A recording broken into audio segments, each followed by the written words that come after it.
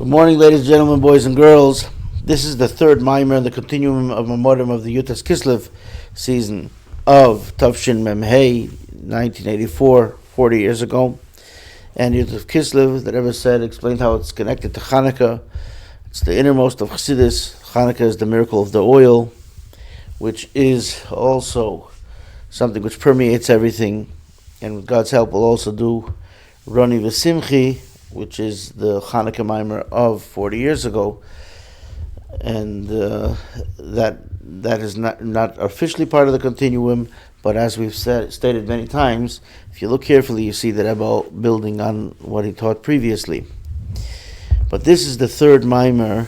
The first Maimer was Vchol Bonayich, same beginning as this, then Pada B'Sholem, and then this is from Shabbos Vayeshev, which 40 years ago, it wasn't like this year that Shabbos Vayeshev, it wasn't the same day of the week, like we've said many times. It's one day off. But it was the Shabbos before Hanukkah. And then on Shabbos Miketz, the Rebbe said the Hanukkah Maimer. So let's begin.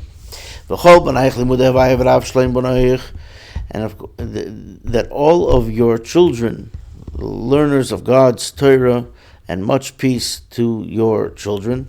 We discussed this in the last two Mamorim, what this means, that the Torah, building the world, the Chazal, our sages teach us that Bonayich, the extra word Bonayich means Boinoich, those who build it. And the previous Maimer, the Rebbe said that all the mitzvahs are something that are important, but what's the fundamental engine behind it is the Torah. And that's why when it's connected to the Pada B'Sholem, Torah is first, where the sages speak about Torah and serving God and benevolence. So the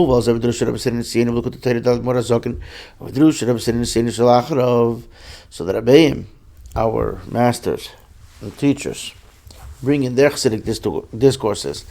Look at the Torah of the Alter Rebbe, the first Rebbe of Chabad, and in the discourses of the subsequent Rabbeim, till the Maimer of the Rebbe's Rebbe, the previous Rebbe, and of course, and the Rebbe is teaching this. Mashadosh Razal B'Seif Mesechtes Brachas, that which the sages taught in the end of the tractate of Brachas. Val Derech Zebesim Oid Gimel Mesechtes, and similarly the end of three other Mesechtes, like we mentioned in the previous Maimer. That this word Bonayich itself stands for, is an acronym for those Mesechtes, and that is Brachas, Nazir, Yevamis, Krisis. So we have the same ending in those four tractates. Elishasham lo Yehuva Siyum Hadrasha, that in the other tractates it doesn't have the whole piece of this, not the end of it.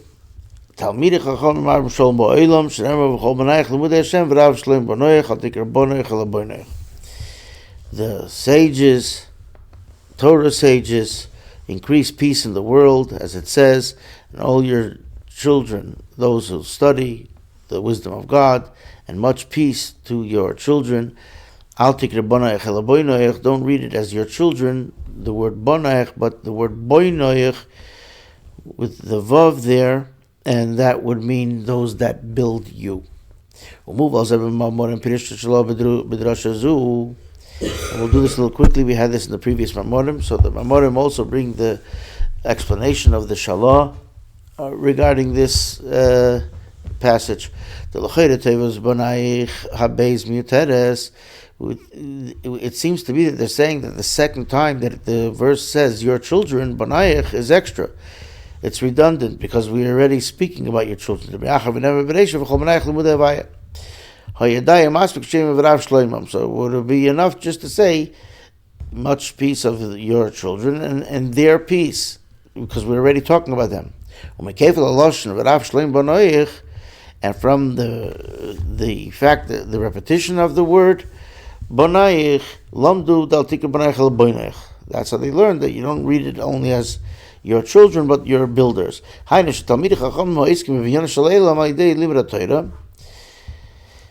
That means that the Torah sages who occupy themselves with building of the world through Torah study, and therefore they're called your builders. And that building of the world increases peace. But really, this is not an ample explanation.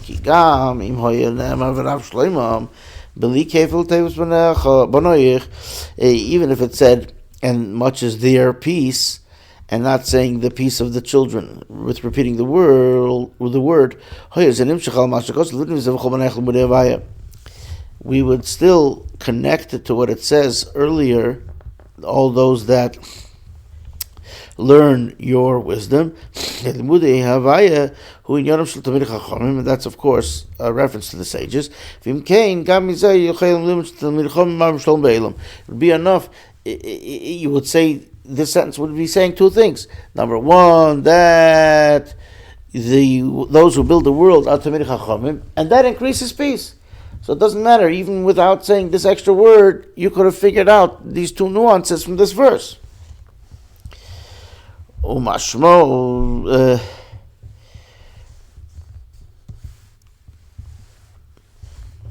so just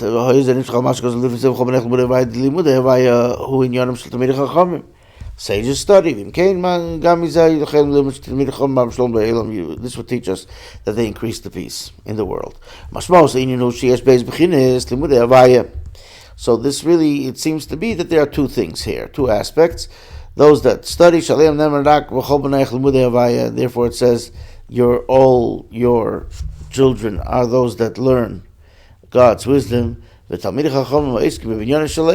there's another set of sages that also occupy themselves with building the world. And regarding them, that second group, so to speak, it says that they increase the peace. There's so much peace with your children. That group is the one who increases the peace in the world. Through this, that they occupy themselves with building the world. But the Rebbe says we got to understand what we're talking about here. By the way, this is the updated version of the Maimer, and that we're using here, so it's a little bit different if you're following in the Hisvaduyas book, but this is in the Sefer, in the Czarist Menachem Sefer Mamorim Moedim Yutas Kislev, the way it's been re-released, these Mamorim. V'hinyan hu beis, v'hinyan hu k'meishin is barley yield. So now the Rebbe quotes what he taught earlier in the previous Mamorim that we mentioned, and then specifically the Maimer of Pada B'Sholem. That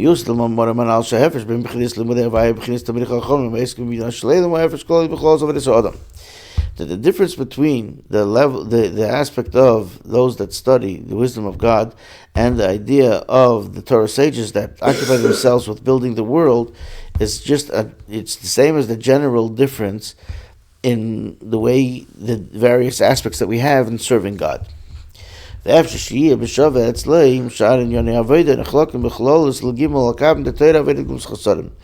therefore it could be equally in our lives we have various things that we have to do, and therefore in a more general sense the things that we do is divided into three segments of Torah, serving God, and benevolence. Take out the yellow highlighters here.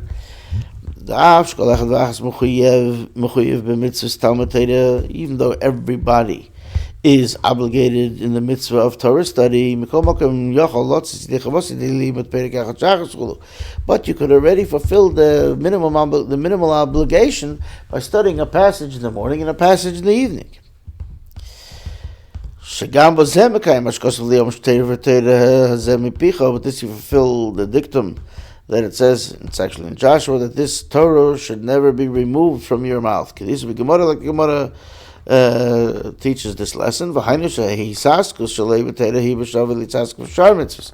then that would mean his occupation with Torah will be like the rest of the mitzvahs. You put on tefillin, you study some Torah, you give some charity, you eat kosher, you do something else. It's just one of the things that you do. This is a say, because Torah study is one of the 248 mitzvahs to do. But then there's the piece of the Torah, like we said earlier, that's the engine of everything. And like we learned in the Gemara, and like the Rambam brings in his introduction to his work, the 248 positive mitzvahs correspond to the 248 limbs of the person. And the verse tells us that you should be complete with the Lord your God. A person has to be complete with all of their limbs. You shouldn't be missing any limb. Now here we're talking about the limbs corresponding to the mitzvahs, not missing anything. You shouldn't be missing even a mitzvah, even a singular mitzvah. And as it's explained in Likutei Torah on this verse, that you should be complete. And for this reason, you have to occupy oneself. One has to occupy oneself with Torah. But on the contrary, then it will happen not just that all the Torah mitzvahs are like one thing, and all things being equal. But it can come out that there are people that their primary occupation is to do benevolence, and they're considered the masters of good deeds. And now, even if you're a master of a good deed, that's your primary occupation, you still have to go back and study. You still have to study Torah. So,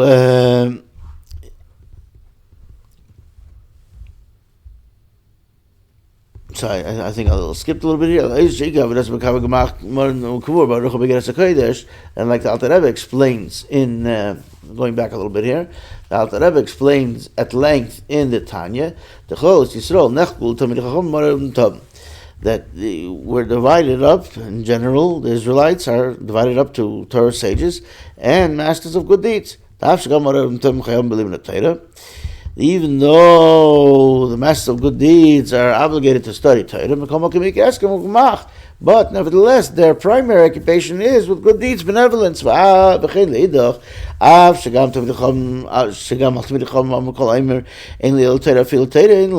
goes the other way too, that if somebody's primary occupation is Torah study, they also have to do good deeds. They also have to do benevolence. And like it says in the Gemara, that if somebody says, my only thing is Torah, I only have Torah, that's all. So in other words, and they don't do good deeds, they don't do benevolence, so the Gemara says, such a person, afilu Torah in loi. You don't even have Torah, because then you miss the whole point. So tzarich li is Torah gemach. He has to have Torah milas chasadim, he has to have Torah and benevolence. Like it's explained in Mamorim, that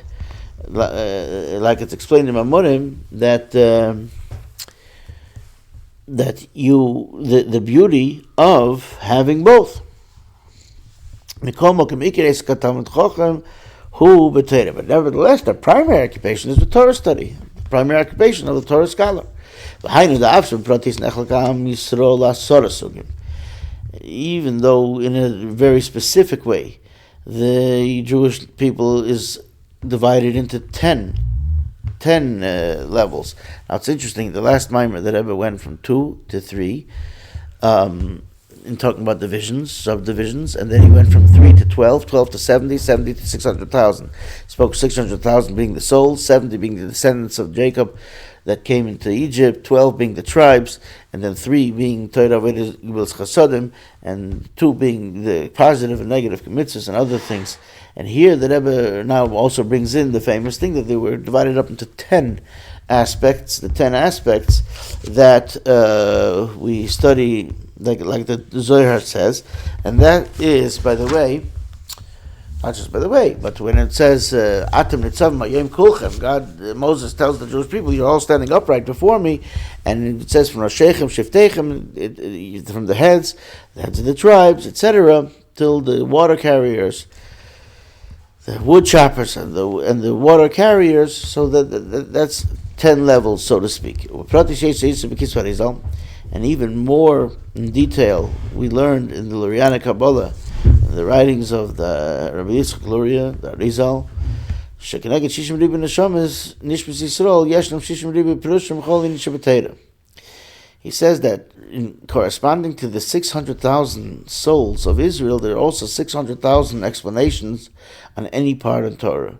Vchol hapardis, and with all of the parts of the pardis, which means orchard, which is an acronym here of Pshat, Remesh, Drush, Sod. Even within Torah itself, there are the four general categories that it's divided into: the simplest way to understand it, and what is alluded to, and what it's expounded upon, and what's the secret part. And then Chassidus is on top of that. And then the even within this part, there's the 600,000 ways to explain each and every one of these categories.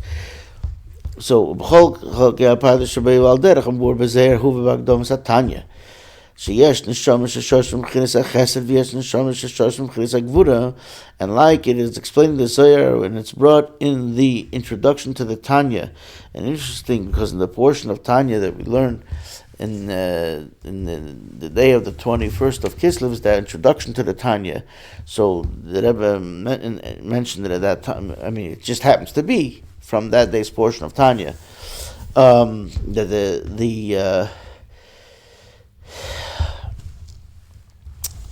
So this is from the Zohar, and that there are souls that their root is sourced in kindness, and there are souls that their root is from severity. Beis Hillel, Beis Shammai, like the house of Hillel and the house of Shammai, the house of Hillel being from kindness, the house of Shammai being from the more severity and strength. And because of the way their souls are rooted, that's also why their opinion in Torah is different. From this we understand that there are 600,000 separate ways to serve God. But nevertheless, all of those together, but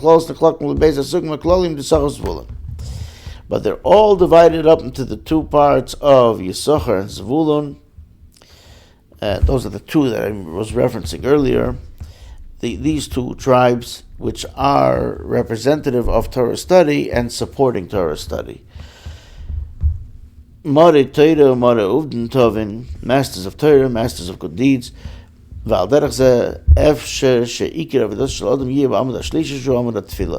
then there could be somebody whose primary preoccupation is the third pillar, which is the pillar of prayer. The idea of prayer is a ladder which is lodged in the ground, which its head reaches into the heavens. As the Medrash says, through prayer, a person can elevate all of their things, because you connect to God, and everything that's about you connects to God. And this is pertinent to all mitzvahs, because fulfilling mitzvahs, the whole purpose is to fulfill the will of God, what God wants from you, the supernal will, in a way that it should be a pleasant experience, so to speak, a smell, a pleasant aroma for God. Nachas ruach lefanei shamati v'naseh etzoynai, which is God says that it's a nachas, it's pleasure for me, because I said something and my will was fulfilled through doing what I said. And that means that we can elevate everything to the level of God's pleasure. Into the innermost of God's pleasure. Pleasure before me, God says. So that's the inner part of God's pleasure. And this is affected and accomplished through prayer, which is a ladder. Ladder meaning it lifts it up. You can go from below to above, to such a high peak, high point. And like the Rebbe, the previous Rebbe, explains in the well-known Maimer, that's a reference to the Maimer of Zeh HaYoim of Tovrish Tzadik Hey, the Mashakos of Mutzav Arza, that which it says that it's lodged in the ground. That means deep in the ground. It means the earth. I mean deeper than just the surface of the earth. This means really means you're able to uplift from the depths. Hainu tachten she tachten lamata mimeno, the low which is nothing lower than it. That's why the ladder is lodged into the ground. It's like a pointy. Think of the ladders that don't have an upside down V, right? So the bottom is lodged deep in before you start having the prongs to get up. So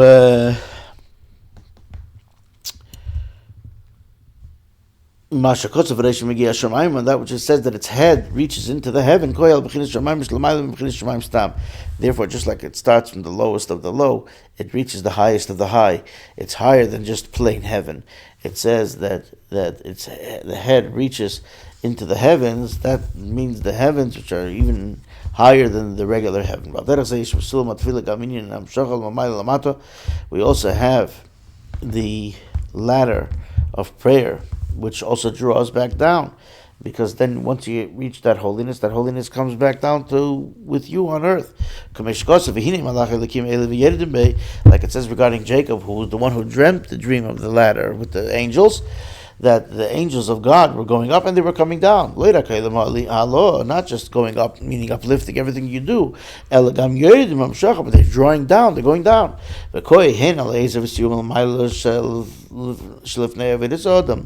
So what does this refer to? This refers to the help of God, the encouragement. When you feel good, you feel you have to do it, you feel you're getting the energy and the power to do it, and the inspiration to do it.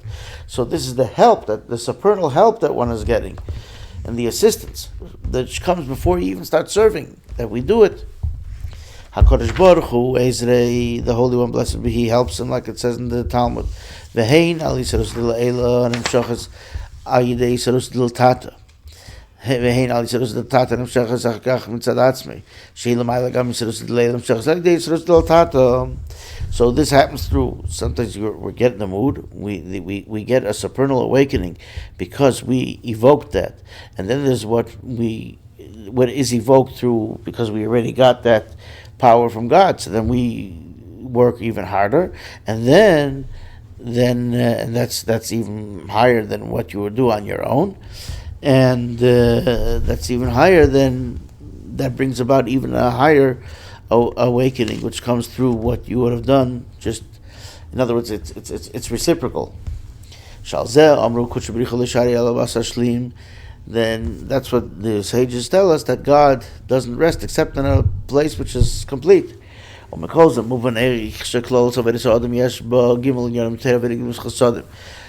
a little quicker. There's a lot here, and we want to be able to cover some of it, and we will discuss it at length as appropriate. So we understand that the general speaking service of God is three things: Torah, prayer, and benevolence. Really, you need all three. And then, so by certain people, it should be that it's like all things equal.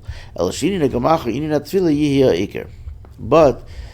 there could also be that the benevolence or the prayer should be the main one. Regarding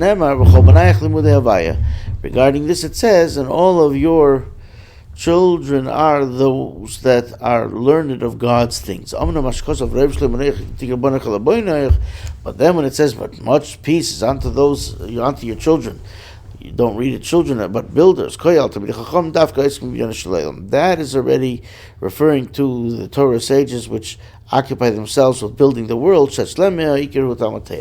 By them, the primary thing is Torah study. In other words, not just everything equal and doing a portion of each. And that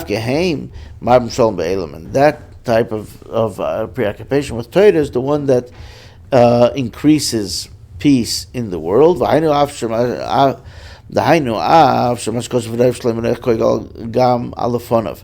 Even though it's talking about, when it says much peace is going on, when it says earlier in the verse, it's as if it says, and much peace is unto them. That also is referring to all Jews. even if it's not your primary occupation to study Torah, but if you're doing the right thing, they also marbim shalom be'elam, also bring peace. And like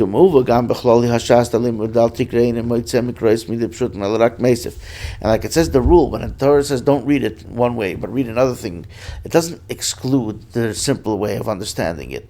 It just increases an additional lesson that you could learn. So here it's an additional lesson. It doesn't only mean your children, it also means those that build. And that it builds, that means everyone is building.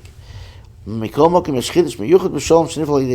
nevertheless, it's a special way of the peace that is accomplished through the one whose primary occupation is Torah study. And this is what the verse is referring to, the Rav Sholem, when it says much peace, that means the greatest type of peace that's possible to be. This happens specifically through Torah sages, which occupy themselves with the building of the world. By them, the primary thing is Torah study. They accomplish the greatest way of peace, as we are going to see soon. This is what the meaning of the verse is, that my soul is redeemed in peace from battle. This is the Maimer, is what the Rebbe is bringing, what he said earlier. What the sages say in the Talmud, the Holy One, blessed be, he says, that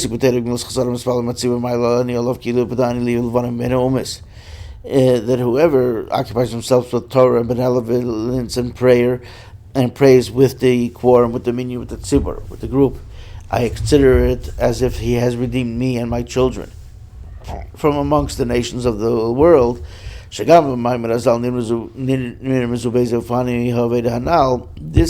dictum of the sages also alludes to these two ways of serving God. On the one hand, it says all three: Torah, prayer, benevolence. That would be like all things equal. That's the first people in the verse. Whoever studies from the wisdom of God. On the other hand, it says first, whoever, the first, there's a priority here. And like the Rebbe said in the other Maimer, that an order in Torah is also specific. So therefore, the first thing that he says is Torah, because that is primary. His primary occupation is Torah study. This is the idea that the primary ones who accomplish this is the ones who their major focus is Torah study. The Rebbe says more specifically, take out the yellow highlighters, when it says that everybody is those that study the wisdom of God, much peace from your children, that goes on everybody's service. And it has both ways. Tchila, here that was giving us this energy and the recognition and power and strength and inspiration. Tchilas ha'avodah u'shleimus ha'avodah. There is how you start out and then what you can get to ultimately. In the beginning, all things are equal, right? We start out like when we proceed and we told God came to us and said, will you take the Torah? We said, yeah, we'll do, and then we're going to learn about it, right? We're ready to do it. When you say that you're going to do everything, it doesn't matter if something is the simplest or the most stringent. They're all the same. And that's the explanation of what the Mishnah tells us, that there are three things that the world stands upon: Torah, prayer, and benevolence, serving God with prayer. And of course, there the intent is that they're all equal, right? It's three pillars that the world stands upon. Not one foot is weaker. The Rebbe says here a rule that the terminology in the Mishnah, the wording in the Mishnah, is a very clear and a very precise, concise way of speaking, and it's a short form of speaking which includes many topics. Which goes of Rambam, and the Rebbe here, the Rambam explains it that way. Well,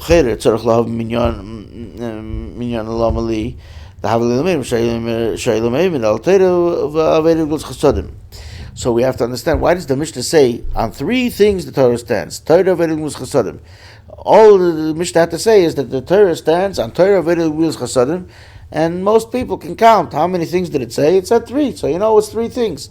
The Mishnah actually minces words. It doesn't have any extra words. So if the Mishnah takes the time to tell you that it's three, that means there's something significant about the fact that it's three.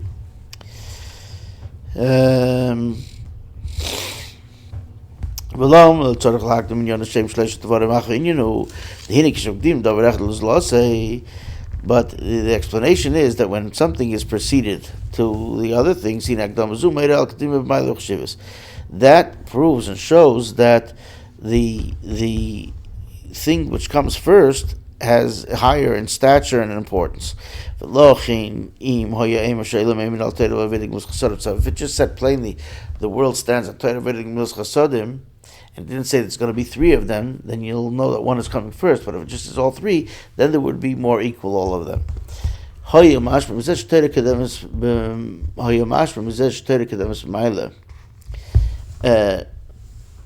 So, if actually, exactly the opposite here that I was saying for this piece. Then I was going to go to that after. So if it just said Torah, V'edel, Gvulus, Chasadim, so then you would think that Torah is then more important, like we're going to say. Ultimately, it is. But since the Mishnah first one say that they're all very important, it says there are three things. So therefore, it has to equalize them. Because you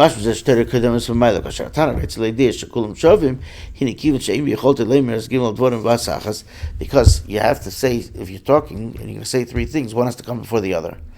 So therefore, he says a statement first. It's going to be three things that will equalize them, and then he enumerates it. Like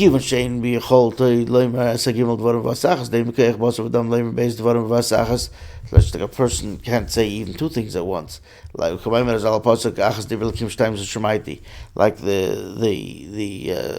sages explain that God said one thing and I hear two things. It says that God said regarding Shabbos, the words Zohar and Shomer, to remember and to keep. He said it at once, but we can't even understand that, but we heard two things at once. So, and that's what the verse says in Psalms. One thing spoke God, two things I heard. This is only God, the Creator, could do. So if you want to show that there's going to be all three things are equal, and you shouldn't take the fact that the first one will take precedent and priority, so you have to say the number. So, and that's how you would do it. That would be the way this is done. The advice which is advised for this is to precede the statement with the amount of things that are going to be in the statement. This will notify us that everything is equal. This is also the way Rashi is in his commentary, the simplest way of understanding the Torah. When he wants to say two equal commentaries, he doesn't say one takes precedence over the other. He says there are two explanations for this. So he wants to say that then he has no preference. Something, there are similarities here. The Rebbe is not going to get into it, because the Rebbe also teaches that sometimes, let's say there's three explanations in Rashi, each one has a shortcoming, and that's why he chose to use two or three, or whatever it may be. On the other hand, sometimes Rashi wants to say that these are both the explanation equally, and there's no shortcoming with either of them. It just means both. And therefore,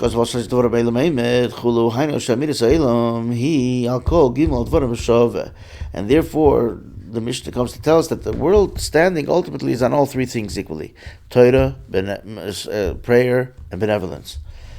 That's why at the beginning of the verse it says, all of your children are those that study the wisdom of God.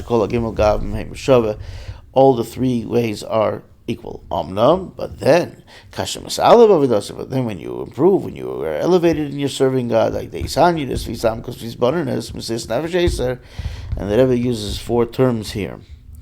Interest, through your interest and doing it in depth, and contemplation, and self-sacrifice, even more and more, ever increasing. Then the main primary occupation then goes to Torah. Then you become, that's the idea of building. That refers to the sages, that their primary occupation is building the world. The difference between the word that means your children and those that build, that your children, that means that's the beginning of serving God. All the 3 things are equal, all things being equal. That just makes that the world should exist. That's what it says, 3 things the world stands on. But now to bolster the world and to strengthen the world, to bring more peace to the world, but when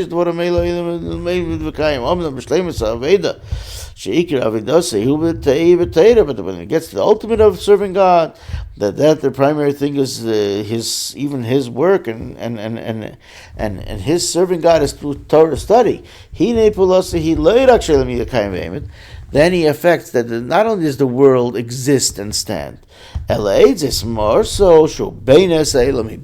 the world. Don't read it as your children, but your builders. The sages who occupy themselves with building the world. Shalom, God will be Yetzer. Now, what's this greater peace that is accomplished? Maybe the Mamorim bring the discourse and say, that which it says in the verse that I will give peace on earth, and I will get rid of the bad animals, wild beasts, so to speak, from the earth, and a sword will not pass through your land. Even a sword of peace won't pass through. Meaning to say, they say with the wars, when one group or country was going to fight with another country, but they had to pass through a different country on the way. So that was called the sword of peace. We're not fighting with you, but they have swords in their hand. They're walking through. It's a threat, whatever it is. Even that won't pass through. What does this mean in our service? What is the great amount of peace? Like explained the Mamorim, the idea of a sword of peace is prayer. Like Unkelos translates the verse, and we're going to read it in a couple of weeks, or actually next week in the Parshas Vayechi. Jacob tells Joseph, I give you an extra portion that I took with my sword and my bow. So Onkelos translates that bitzleisu b'vaisi, which are both terms of prayer and beseeching. Hainu decherevu inin sleiso tefillah. A sword is the idea of prayer. In the Aramaic it's sleisa, in Hebrew it's tefillah. Chedisu b'zeir shas sleisa shas kirva. And like the Zohar says, that the time of prayer, time of battle. And like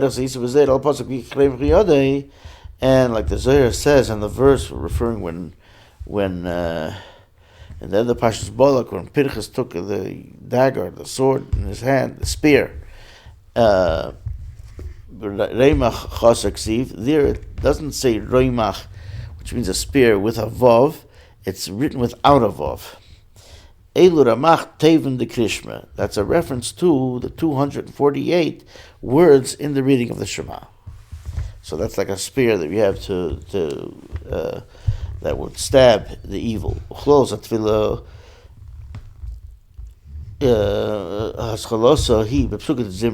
Generally speaking, prayer begins with words of praise. With the part of davening that's called Psukat Zimra. Zimra Loshen, and the word praise also is song, and it comes from the word to cut away, like to take off, like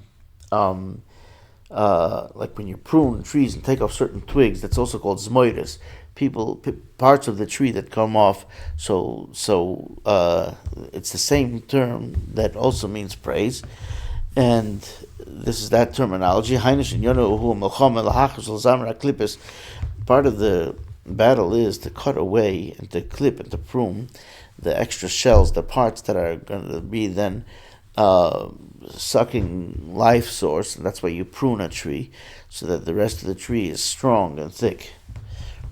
Nevertheless, this battle, this war, is called the sword of peace.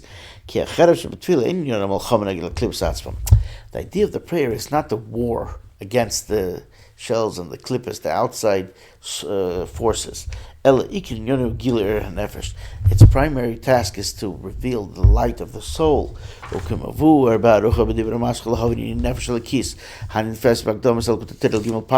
it's explained at length in the Maimer, to understand what the godly soul is, and it's printed as the introduction to the book of Chassidus called Likutei Torah for the 3 parshas.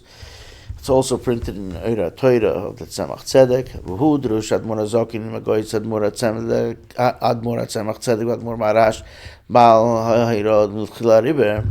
It's a mimer really of the Alter Rebbe that has notations from the Tzemach Tzedek, his grandson, and his great-grandson, the Rebbe Maharash, and who was the one who coined the phrase that you go over the top in the first place. You don't have to do that only when there's no other choice. Alpi Mashom Razal, and this is they are expounding in that mimer, which I was quoting here. The sages say, that to avert away from a person who has the breath in his nostril. The koy ala odom lifnei shemispal. That's a reference to the person before he prays. Ki lifnei atfila nashom ba'ape ve'einem mispashetes u'misgal rak ba'ape. Before you pray, you're not a complete person. The soul is only in the nostril, so to speak, and it's not spreading forth and being revealed and everything. It's just in the nostrils. V'hainu shemalchama detfila hi lahoses amaniyah shel haguf v'nefesh v'hamis. The war of prayer is to remove the hindrances of the body and the animal soul, so that then the soul should be able to go into the whole body and make you a godly person. And like this is explained at length in the discourse of the Rebbe Maharash, on the verse on the Talmud, it's based on a Talmudic passage that the person may not go out on Shabbos with a spear. When we have the prayer, we have all the different weapons that it enumerates in the Mishnah of what would be permissible or not permissible to go out on Shabbos. But in a deeper sense, this is our tool chest. This is our weapon cache that we have. We have all 5 of these things. It says this person shouldn't go out with a spear and with a dagger and a sword and all these things. That's the idea of praising God. And and then we also have this battle idea that the Yetzer Tov should be angry over the Yetzer Hara. In other words, this is one of the weapons that we subdue it. And also the talis and the tefillin, the phylacteries. The primary serving God this way is when you think about God, when you are adorned in the talis and tefillin. Like it's explained in that Maimer,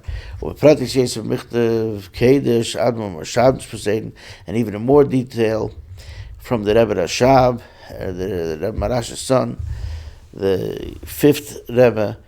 It's interesting here we see that the Rebbe is enumerating all the Rebbeim. At this point here, he already mentioned earlier the Mittler Rebbe, right at the beginning of the Maimer, and he mentioned all the other Rebbeim. So, in the letter of the Rebbe Rashab, he explains the advantage of contemplation, lifnei tefillah, before the prayer, but when you already put on your talis and tefillin, now you think about God for a bit. you're able to contemplate and think about what's happening here. What is this all about? And the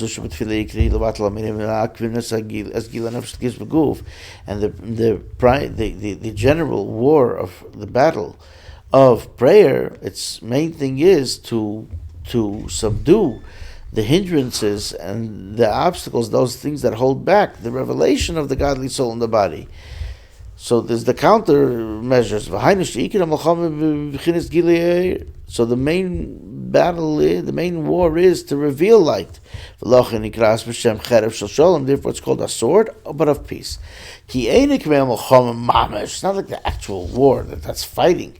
Then it's actually fighting in the world. But it's just to even get the godly soul to be in the body. And then you're able to get involved more in the nitty-gritty, to deal with the world right, to do what's right and to negate what's wrong.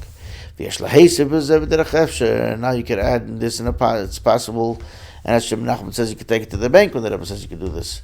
Maybe it's this way. But the Rebbe says, maybe is by us positive. What does Rashi say there when God promises in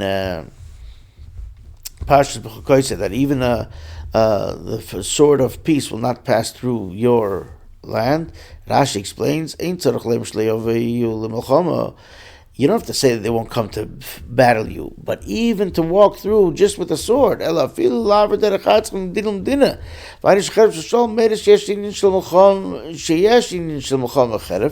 the idea of a peaceful sword illustrates that there is the idea of a battle in a war with a sword, but this war is not happening in your place. This war is happening between two things which are somewhere else, not in your place. That's why it's called the sword of peace. You can also say this is regarding prayer. The fact, why is prayer called a sword of peace? The sword is just the actual preparation for the war. The main war is in another place. When you go out, after you finish praying, you get involved in the world. That's when the war is really happening. That's what we eat after we pray. Like it says in the Maimer, to understand that we mentioned earlier, to understand the idea of the godly soul, because it means that the godly soul gets ready and then it's able to make sure everything is elevated properly. So when you eat for the right purpose. This is besides that a person can eat in order to pray properly. That's a separate issue here. But the primary meals happen after prayer. And like it works, that after prayer you go to study Torah. Study over, and then you do what you have to do for the rest of the day, whatever you're going to do. Conduct your life in the proper way. That's the war on outside. More specifically, it means when we leave the house. Because in your own house, it's also it's your own castle, it's your own shul. It's a place where everything is correct. But when you go out to the world, it's not your house. That's where you have to be careful. Take out the yellow markers again. Like it says, and I will dwell amongst them, amongst each and every individual Israelite. Everybody's home is their specific temple, their specific sanctified house, a sanctuary, their own private sanctuary. The main war is outside of the house, outside of the home.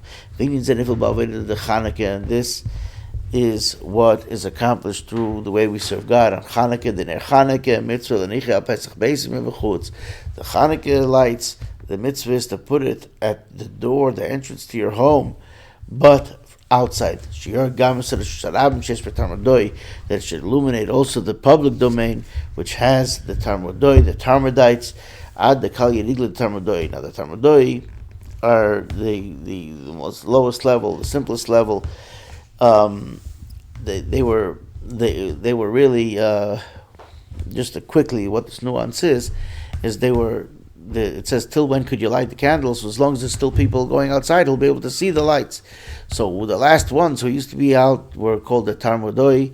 They used to sell twigs because they didn't have logs, and the twigs were just a basic set of fuel. People still buy it, and late at night there wasn't convenience stores, so these people would be peddling twigs, and they would be the last things out on the street. They were going around to see if anyone needs this. They would buy some of these things. And so then it says, when the Talmudoi are finished, so then that means everyone's already off the streets. Now, the Rebbe says the famous, it says, Ad de kal yididli Talmudoi, till they're not out anymore. So Chassidus explains that the word Talmudoi, you could, Oishis Moiredes, really is the same letters as Moiredes, which means rebellious. Kimvur be Kabbalah Chassidus, like it's explained in various places in the books of Kabbalah and in Chassidus. So that it says that our mission is to finish the same way. That means like they are not walking around the streets anymore. It means that we finish off the rebellion, the rebelliousness. It's a little bit of a play on words, but it's also a deeper nuance here. That idea is that the primary war is when you're outside the home. And that's why prayer is called the sword of peace. The war is elsewhere outside the home. But now the highest level of peace is when God says, I will place peace in the land. And therefore, a sword will not have to pass through your land. Even the sword, which is the idea of peace, which happens through Torah study, Torah is complete peace. Therefore,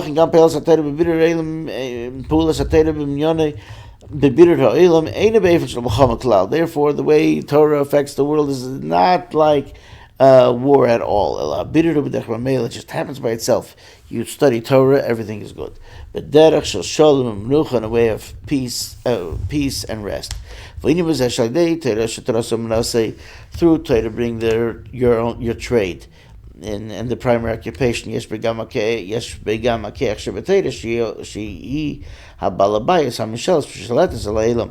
this power in the Torah that it becomes the one who's in charge of the world, the rules and the world. Move on. Like we learn in the passage of the sages on the verse that I will be. It's the verse in Proverbs, and I will be his. Now, Amun means tradesperson. So, so the Medrash says that the Torah says that I am the tool, the trades tool of the Holy One, blessed be He. And through that tool I make the new world. Therefore, when you study Torah, you don't need a war at all. That's why the sages are the ones that occupy themselves with building the world, because building the world is specifically through Torah study. And how does Torah affect the world? Like the Rabbi Shimon Bar Yochai, he says, now he was a person whose only occupation was Torah, and therefore he was exempt from other mitzvahs, as is known, and it's explained elsewhere. And that's for somebody who's like that, only had to pray once a month, etc. Rav Shimon Bar Yochai said, I could make sure that the whole world never has a harsh judgment at all. The explanation of this, and especially according to how it's explained in the innermost of the Torah and Chassidus, doesn't mean only to subdue the idea of harsh judgment and punishment. But he would be able to then also eradicate the idea in general of the concentration, the contraction of God and godliness, so in order for him to create the world which is palatable, in other words, that God should be palatable and acceptable in things that are created physically, and therefore they can't have all the spirituality of God. And he says, I would be able to eliminate that. That's the whole idea of Torah. You see the innermost of things, then the world will be able to be a vessel to take such intricate and pure energy, which now we can't. Because Torah, then the more Torah you study, the less of the contraction is necessary, because you're able to recognize the greatness of God in a greater way. That's the idea of the revelation of godliness. That's the whole idea of much peace to your children. Much peace, a greater peace. In other words, the peace that the Rebbe is saying here is that when you study Torah, then you learn more of God, about God, and therefore you have a greater revelation of God, and then the world is then more refined. You are more refined, and you're able to recognize the greater ideas of the world, primarily God. So this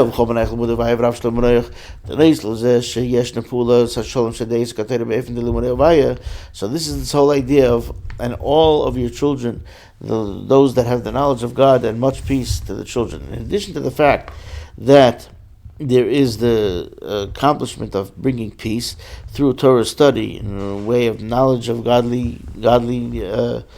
the godly knowledge. And then it's like it's equal to prayer. But then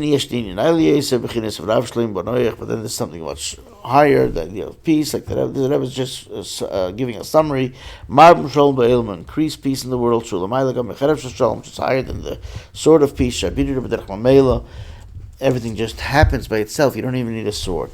They pull through what the Torah affects, especially the innermost of the Torah.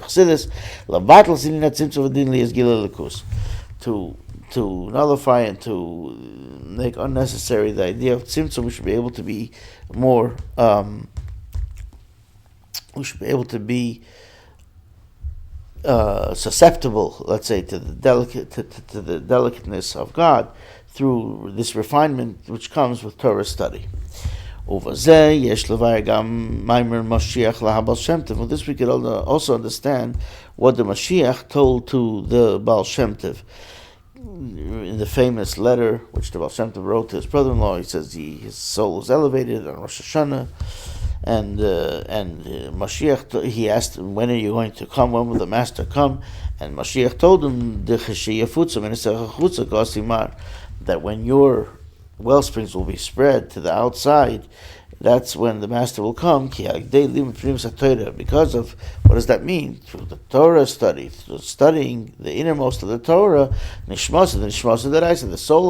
of the Torah, we are then affecting that. We should be able to eliminate this idea of the necessity of the contraction, the concentration of God, the tzimtzum, because we're able to be more of a vessel to accept more godliness. To be a revelation of godliness. That's how it's going to be. Then Avalei, this is the new thing. When Mashiach will come, then we'll really have that. It says that the glory of God will be revealed, and all flesh will see. And it says like the world will be full of the knowledge of God, like the water covers the seabed. Just like the creatures that are in the sea. Even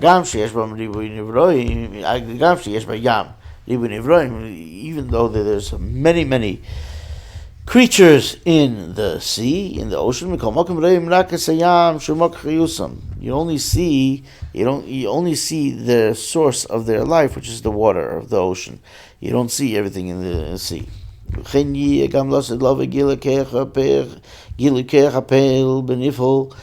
That's what will be when the future Mashiach comes.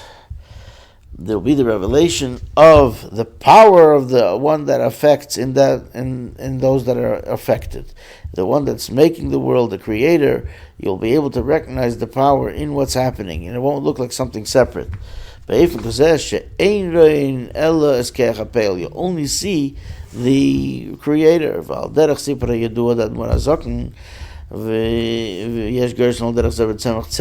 like the story, the well-known story of the Alter Rebbe, and some say also about the Tzemach Tzedek, and here in the notes and the references it says where the story is. Shomer she'eni reyes hakoyrev loshen Yiddish Ashkenaz Balkan Ella Selakusha boy. The story is that the basic idea is that these great tzaddikim were able to see the godliness even in a beam, because the Word of God continuously creates it, and then so what do you see, a beam, or you see the Creator who is creating it? And that's of course a very high level, it's a lofty level. Maybe the will of God through occupying ourselves with the spreading of the well springs to the most farthest reaches, the outside of and we're subsequent, we're after the 19th of Kislev,